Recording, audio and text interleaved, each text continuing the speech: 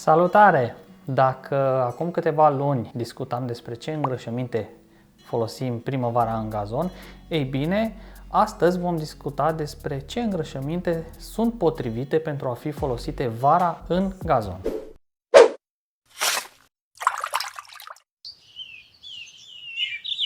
Astăzi ne vom rezuma la câteva idei principale despre ce îngrășăminte trebuie să folosim în gazon.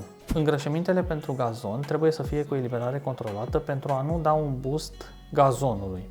El trebuie să primească o nutriție echilibrată pe o perioadă îndelungată de timp. Îngrășămintele trebuie să fie peliculate pentru ca nutrienții să poată fi eliberați treptat. Pelicularea aceasta ajută în momentul în care vom avea ploi sau umiditate maximă în gazon, astfel că nutrienții nu vor fi spălați în sol prin levigare. În tabelul alăturat regăsim la modul general date despre raportul ideal de NPK pentru îngrășăminte în funcție de sezon. După cum vedem, pentru vară, raportul ideal este ca azot să fie mediu, fosfor scăzut și potasiu ridicat. Iar acum să vedem și cum ne ajută acest NPK în gazon. Vedem că azotul ajută la creșterea și deculoarea plantei, fosforul ajută la dezvoltarea unor rădăcini puternice și potasiul ajută la întărirea plantei împotriva bolilor. De aceea este bine ca îngrășămintele pentru vară să fie bogate în potasiu pentru a întări planta la boli și la stresul termic care va urma. Și acum haideți să vedem și câteva exemple de îngrășăminte potrivite pentru vară. Voi începe cu produsul ideal de a fi folosit vara în gazon și anume Stress Control cu formula 16-5-22. Raportul NPK este 3-1-4. Cum spuneam mai devreme, potasiu mult, care va ajuta la stres și la eventualele boli în gazon. Dacă din punct de vedere financiar nu vă permiteți acest produs fiind puțin mai scump, repet, este produsul ideal de a fi folosit. Dacă sunteți 2, 3, 4 prieteni vecini, puteți să cumpărați un sac, dar dacă ai o suprafață mare și nu îți permiți și ai folosit maintenance, folosește în continuare maintenance pentru că este foarte bun. Maintenance având formula 25-5-12. Este o formulă echilibrată care poate fi folosită aproape în orice sezon. Desigur, există și o variantă utilă pentru cei cu suprafețe mici de gazon sau cei care nu vor să investească foarte mult în gazon și anume Spring and Summer cu formula 20-07, care este de asemenea foarte bun de a fi folosit în gazon.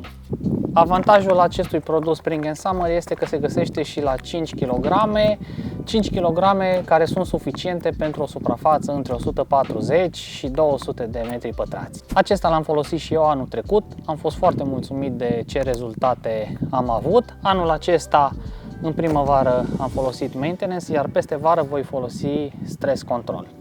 Ca și gramaj, puteți să folosiți între 25 și 35 de grame pe metru pătrat. Fiind un produs peliculat, el va elibera nutrienții pe o perioadă îndelungată de timp, respectiv 2-3 luni de zile. În cazul în care vrei să însămânțezi sau să supraînsămânțezi, folosește ca bază de plecare starterul New Grass, iar după ce vei tunde gazonul nou crescut de cel puțin 3-4 ori, după aia aplici unul dintre aceste produse. Când aplicăm îngrășămintele de vară? Ei bine, ideal este să le aplicăm undeva la sfârșit de mai, început de iunie, cu câteva săptămâni înainte de încheierea perioadei de creștere intensivă de primăvară a gazonului, conform imaginii alăturate.